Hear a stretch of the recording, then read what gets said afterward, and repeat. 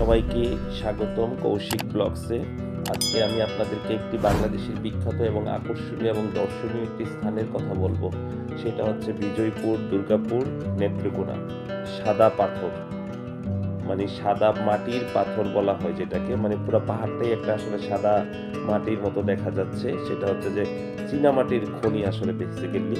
এটা হচ্ছে প্রাকৃতিক সৌন্দর্যের জন্য বিখ্যাত এবং সোমেশ্বরী নদীর একটি স্বচ্ছ পানি এখানে মিলিত হয় এবং ভিন্ন রঙের মাটির কারণে এটা দেখতে দর্শনীয় এবং আকর্ষণীয় এবং চোখের খুবই ভালো লাগে আর কি, যেটা আপনি দেখলে বুঝতে পারবেন। আমরা আসলে মাইক্রো দিয়ে রওনা দিয়েছি, এখন আমরা প্রায় কাছাকাছি চলে আসছি, খুব বেশি একটা দূরে নয়, আমরা খুবই কাছাকাছি চলে আসছি।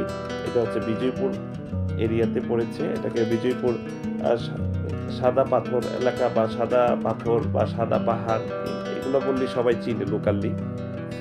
আমরা কয়েকজন মিলে গিয়েছিলাম, খুবই ভালো লেগেছে। আসলে দর্শনীয় স্থান আসলে দেখতে খুবই ভালো লাগে, কার না ভালো লাগে। বাংলাদেশ ঘুরেন, নিজের মনের মতো ঘুরেন, সব জায়গায় ঘুরেন, দেখবেন কত ভালো লাগে। দেখতে খুব দর্শনীয় এবং আকর্ষণীয় একটি স্থান।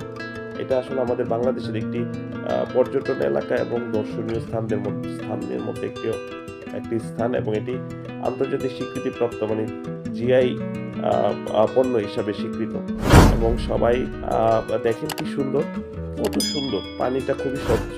কারণ হচ্ছে যে এটা হচ্ছে সোমেশ্বরী নদীর একটি স্বচ্ছ পানি। আসলে এই নদীটাও খুব সুন্দর, খুবই ভালো লাগে, যে কেউ আসলে তার ভালো লাগবে। এবং এই সুন্দর সুন্দর দৃশ্য আরও দেখার জন্য আপনি চ্যানেলটাকে সাবস্ক্রাইব করে দিবেন এবং আমাদের পাশে থাকবেন। সবাইকে অনেক অনেক ধন্যবাদ থাকার জন্য।